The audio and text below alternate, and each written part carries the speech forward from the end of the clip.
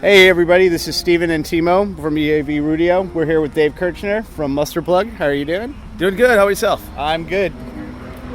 We're doing an interview in the parking lot, so we're going to be occasionally moving for cars and such. How we do this, I'm not sure if he told you. We're going to edit this massively, and we'll probably... Are you serious?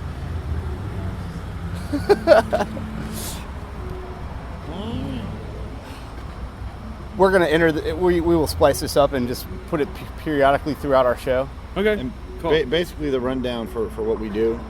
Have you explained it to him? No. We just talked to Jim. His wife used to work for CBS Radio. She did it on a station, Dave FM, and they switched over to sports. Okay. And so she stayed on as a producer for a while, and then she actually left that and started her own internet radio station. Oh, cool. Called EAV Radio. Mm-hmm. And so since he's married to her and I'm family now too, we got to do a show. So we basically do a ska punk type show called EAV Radio. Yeah, the station itself is more like, I don't want to say top 40, it's a AAA format. I'm not sure if you're familiar with that. Almost like Dave Matthews and stuff like that. But She went a lot more alternative on it when she did her own thing. That was the genre, I guess, in terrestrial radio she worked for like, well, I mean, you know what WGRD was. Yeah, right? yeah. Yeah, okay. That's her. She kind of made it a little bit more like WGRD is doing that. We're actually pretty good, successful down here as an internet radio station. We're actually viable. They monitor our spins, everything. You know, we're totally licensed. We're actually doing it as a real business, radio station. Cool. So we get to, as we both used to do ska stuff. I did a lot of stuff with Johnny Sacco back in the day. You remember those guys? Yep. Yep. And you did Fenster. Yeah, you managed Fenster. So now we're back down here, and just decided we wanted to do a little show and. So basically one thing with the interview too, it's pretty laid back, and if there's anything that you want to say to anybody, to like you said about the Brazil thing, anything at all, and it's pretty laid back. Basically, we just use this as a tool to promote music we like, which you guys promote your stuff with your new album coming out and all that good stuff. Sounds good. So it just obviously this is a little bit choppy, but let's just take a good first one. You have a new record coming out. Yes, we do. Do you have a title for it yet? Yes, we do. It Can't Contain It. Can't Contain It? Yeah, we're throwing around tons of different titles, and we finally picked that. It's just some the words from one of the songs. We have you guys got a release date? Not a specific one. It's kind of a weird process where we're self-releasing it this time. So we're gonna have our release shows like the end of December. But it probably won't hit stores. We'll figure out an official stores release date, and that'll probably be like the first or second week in January. You did this through Kickstarter, yes. Correct? Yep. How'd that process go with you? Went great. Like we didn't really know what to expect. We just, we were at the point where we had already pretty much recorded it, but we were sending the tracks out to Colorado to a studio called the Blasting Room. We've used lots.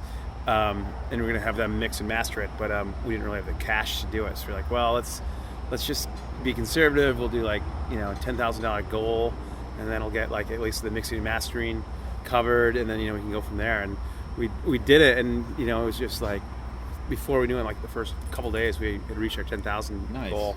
Yeah, it was awesome.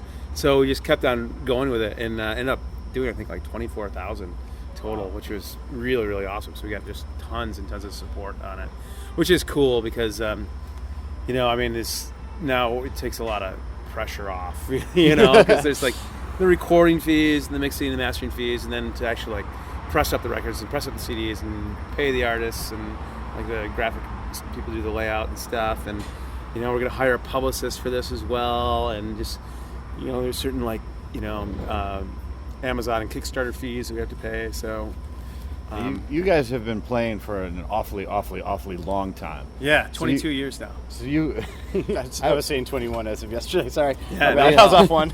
Well, no, in November, this November makes it officially. Okay. Yeah. What do you think about just the way things have changed from back in the day when you had to have a label and you couldn't do as much on your own? Yeah. You said you're doing this album on your own. How has that changed and been either easy or even more difficult in some ways? Well, it's difficult in the fact that you have to like be organized and do everything yourself, and you don't have someone telling you where to go or as far as to record. And we have to find a place to get the records pressed, and we have to find the artist. We have to find, coordinate everything, and we found a publicist and hiring the publicist, paying for the publicist, just stuff like that. So there's a lot more like basic legwork, and we're gonna have to, obviously ship out all the CDs and LPs to everyone that gave us money for the Kickstarter thing. So there's a lot more work and a lot more thought, but on the other hand, it also the potential is so much greater, and the freedom to do what you want is infinitely greater. What do you think about just in general, like the internet? You guys kind of came out and about in the mid-90s. Mm-hmm. The internet existed, but it wasn't like the machine it is today. It wasn't a force, really. Right. When our first tour, they were like, when we first started touring, there wasn't even really email. It wasn't even in use. It's kind of weird. The websites were just things. I think it's kind of allowing bands, though, to, you guys are doing a lot of more regional stuff or Northeast, Northeast stuff. That's why we want to do this. And we get to meet everybody in the Southeast. We're the only people down here. So. Right. But I see a lot of bands these days can do that. They can do that. Like, people just get older, and they have lives that people want to start families and stuff like that. I'm not sure what all your guys' situation are, but I know the Boston's are doing it. They do like little mini tours. Yeah. And you can sustain as a band a lot longer, with it how it is right now. Less Than Jake does the same thing. Yeah, Less Than Jake does the same thing now. They don't tour like you guys just tour like every day, all the time, just pretty much year in year out, right? No, not at all. You never did that? You just we went on these long used marathon. to. Yeah, that's what I'm saying. No, you don't do it anymore. Now. No, you used to do it. Yeah, absolutely. Yeah, we used to do like 200 days a year or whatever. But now, we're doing like kind of mini tours, not so like long weekends. But you can do it. Yeah. So yeah, it's cool. We're we're kind of experimenting with doing more, just kind of like flying out to like a different region or place and doing like 4 or 5 shows, then flying back. Festival circuit. Yeah. Well, even just like doing club dates, doing it that way even works. Where we'll like one of the things we're planning in January is we're just and it's not in stone or anything, but we're talking about flying down to Florida and doing like 4 or 5 dates, just club dates, then flying back. And it works because it's in a band you spend so much money getting from like say like Michigan to Florida. And in between, if you're playing Mondays and Tuesdays, those shows kind of suck. You know what I mean? So it's like, well, let's just cut those out, and we'll suck it up, and you have to pay for flights and that sort of thing. But you're saving money on gas, and it's like if you're playing on Monday and there's 40 people in the club, it's hardly worth it. We're crossing our fingers here tonight. We're like Sunday night. Big D was here earlier this week. Oh yeah. Streetlights next week. Right. Next Friday. It's just like it's a lot to ask for it. This is a travel date though, isn't it? You're just coming back from Fest. Yep. Exactly. How did Fest go? What is Fest for people who don't know what it is? Fest is like it's a big punk rock festival in Gainesville, Florida, and basically it's over the course of Halloween weekend usually, and it's like 3 or 4 days, and there's probably like 12 different clubs, and I don't know, several hundred bands that play this thing. It's just crazy. It's really a cool time. Have you guys done it before? We did it last year. Last year was the first time we did it. I think you'll be doing it again. Yeah. I don't know if we'll be doing it every year or not. It's just, but I hope to do it often. We'll try to get down there at some point. No, it's really good. There was a pre-fest in Tampa. We did that show, and there was like, I would say like 600 kids there, and they're just going off, and and then we played in Gainesville, and I don't know, it looked like we were in front of 1,000 people that were all like, nice. Yeah, really into what we were doing. Is it almost like a music, like, is it not like one of those giant outdoor festivals, or is it like a sort of like a CMJ where it's like clubs? Yeah, it's different clubs. Okay. But like the difference between CMJ is like more of like a industry thing, it's like people from the music industry going and whatever. Whereas this, it's more like, it's more grassroots, more fans, and nice. Especially with like the whole grassroots punk rock scene, there's a very foggy gray line in between fans and bands, Yeah. It's, there's definitely a fine line there. Where it's like, all right. Whereas like CMJ, it's like more like, it's definitely cut in stone, like this person works for a label, this person is in a band, you know what I mean? It's not really geared necessarily for music fans so much. You know, and South by Southwest has more like fans, but it's also like fans, bands, and music industry people. It's like everyone fits into their own little role. Whereas I don't know, the fest is like the lines are very much blurred between fan and band, so it's a fun time. I was just thinking South by Southwest. That's also where I was talking earlier when I said the freshman. That's where I actually bought that too. I had no idea who my wife was. We were not even living in the same state. I was like right around that time when she was at GRD. The Blue Meanies were there. Oh yeah, and that's where I was like. It was like me, you, and Colin. I'm sure you don't remember me. It's long. I was from in Indianapolis at that time. Oh, cool. Right on. Yeah. Yeah. Yeah, that was like it was 99. Yeah, I was going to say, one time I went to Southwest twice, and that had been the first time. Yeah. It was a while back, man. I've seen you guys. I think I've probably seen you guys more than just about anybody. I'm not sure. It was running with Sacco because I saw that anytime they played in the neighborhood, right on. I was around. Good fest. Oh, what do you guys? You guys are going.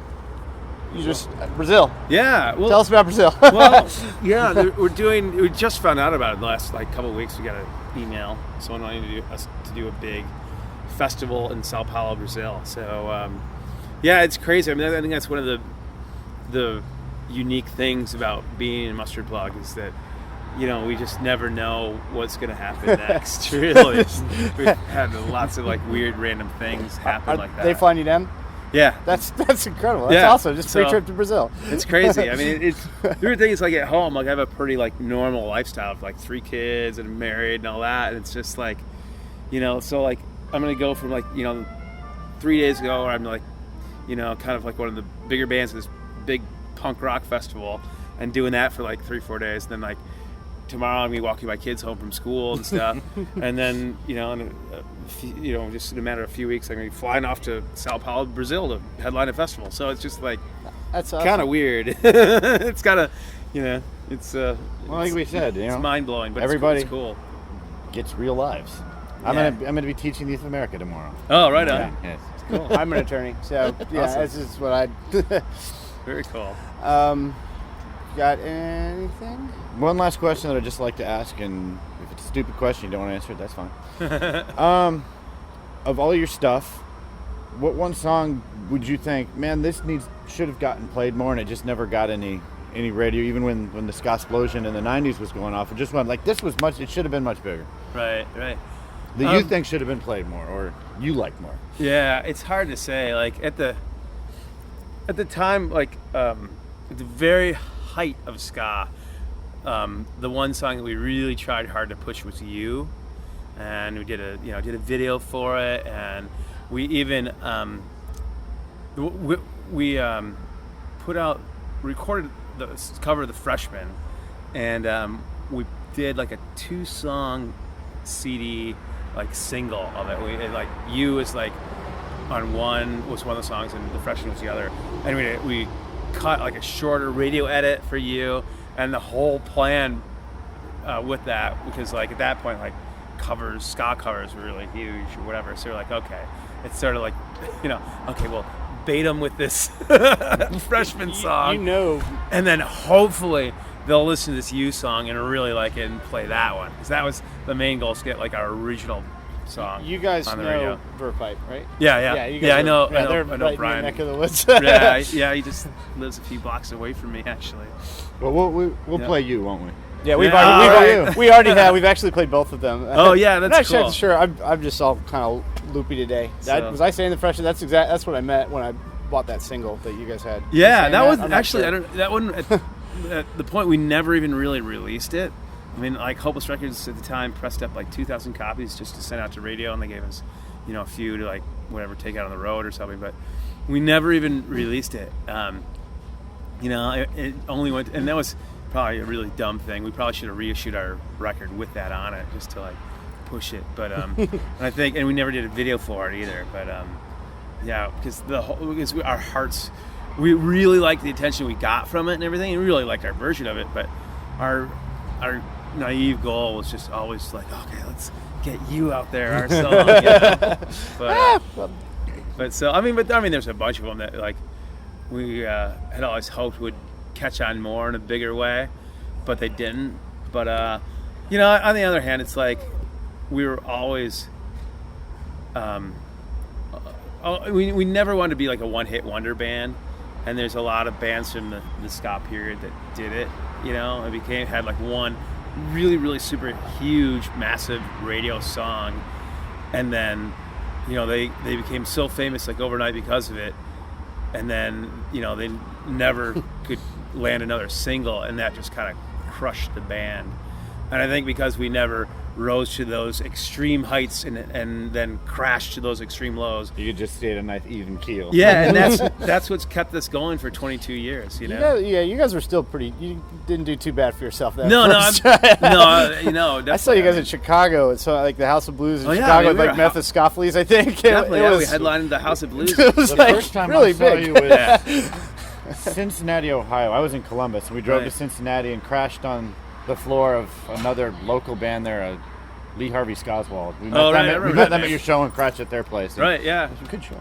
Yeah, we used to headline Bogarts, and there's that point then we were like headlining these 1,000-seat venues. We sold out the Metro in Chicago and stuff like that. So I mean, we definitely did really good at the time and stuff. But I mean, I just think it's cool that we can still like do 200-300 rooms and I'm with very fans glad throughout the world. Honestly, we're really glad you guys did. And we still get these calls to come play Brazil or whatever. It's crazy. Yeah, it's good for the family. I mean, that's what we're saying. We've all kind of do our own things now, but we can still kind of come out here on a Sunday night. Yeah. Enjoy you guys. Right it's like on. we used to do it old school. Yeah, very cool. Well, we appreciate it. All right. Is that good for everybody? Good. All right.